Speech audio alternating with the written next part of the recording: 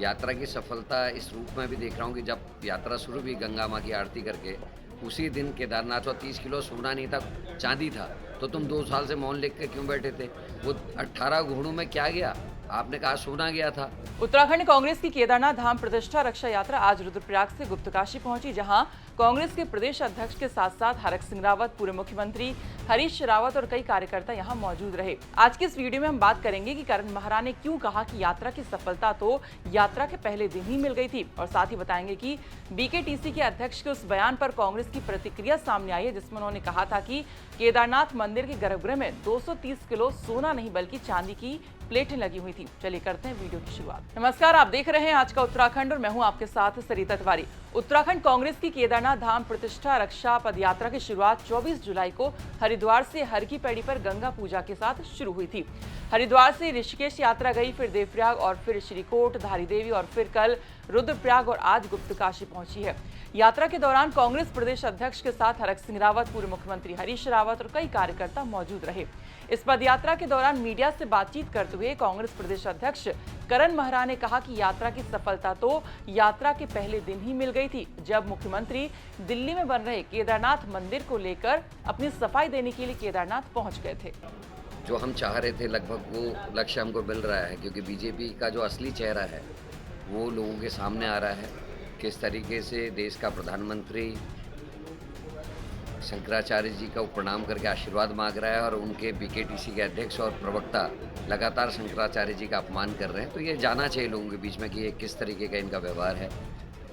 और यात्रा की सफलता इस रूप में भी देख रहा हूँ कि जब यात्रा शुरू हुई गंगा माँ की आरती करके, उसी दिन केदारनाथ पहुँच गए मुख्यमंत्री जी सफाई देने दिल्ली वाली घटना पे, और तीसरे दिन वो हिसाब किताब बीकेटीसी ने सामने रखा जो वो पिछले 2 वर्ष से नहीं दे रही थी।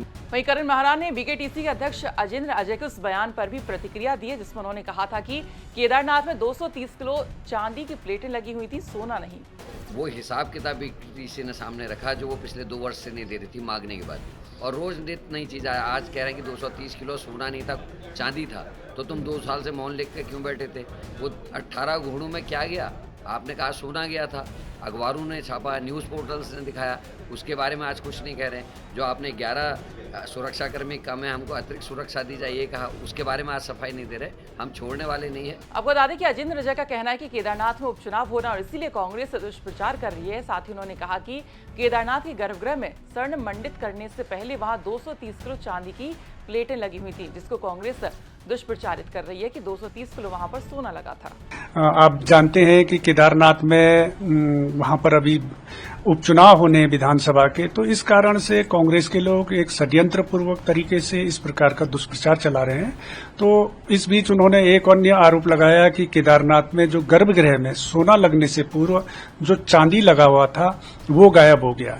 बिना तथ्यों के, बिना किसी साक्ष्य के, केवल सनसनी फैलाने के लिए इस प्रकार के दुर्भाग्यपूर्ण और बहुत ही निंदनीय आरोप कांग्रेस के द्वारा, उनके समर्थकों के द्वारा लगाए जा रहे हैं।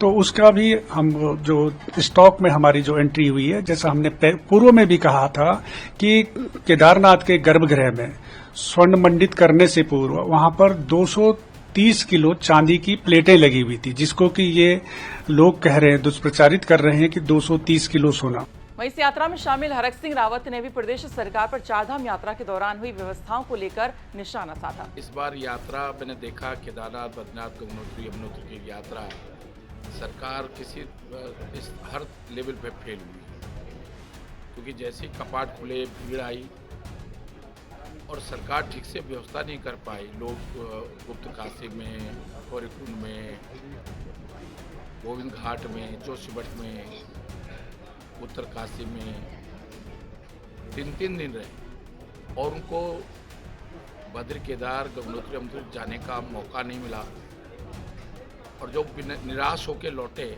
अब देखना ये होगा कि कांग्रेस अपनी इस यात्रा को केदारनाथ में आगामी उपचुनाव में कितना भुना पाती है। तो ये थी केदारनाथ से हमारे सहयोगी प्रवीण सेमवाल की रिपोर्ट। जाते जाते एक छोटी सी कहानी। एक बार किसी गुरु के पास 2 जिज्ञासु शिष्य पहुंचे। दोनों इस मुद्दे पर बहस कर रहे थे कि भाग्य बड़ा या पुरुषार्थ। इस पर गुरु ने कहा कि इस ब्रह्मांड में जो कुछ भी हो रहा है वो ईश्वर की इच्छा से ही हो रहा है। उनकी इच्छा के बिना एक तिनका भी नहीं हिल सकता है। इसका ये मतलब नहीं कि हम हाथ पर हाथ धरे बैठे रहें। ईश्वर ने हमें कर्म करने की शक्ति दी है और ईश्वर भी चाहता है कि हम अपनी उस शक्ति को यानी ऊर्जा का इस्तेमाल करें और इसीलिए भाग्य पर निर्भर रहना छोड़कर कर्म करते रहना चाहिए। कर्मों के माध्यम से ही आप समाज, स्वयं और विश्व के प्रति अपनी जिम्मेदारी निभाएं। आपके अच्छे बुरे कर्मों की प्रतिक्रिया ही आपको फल के रूप में मिलती है।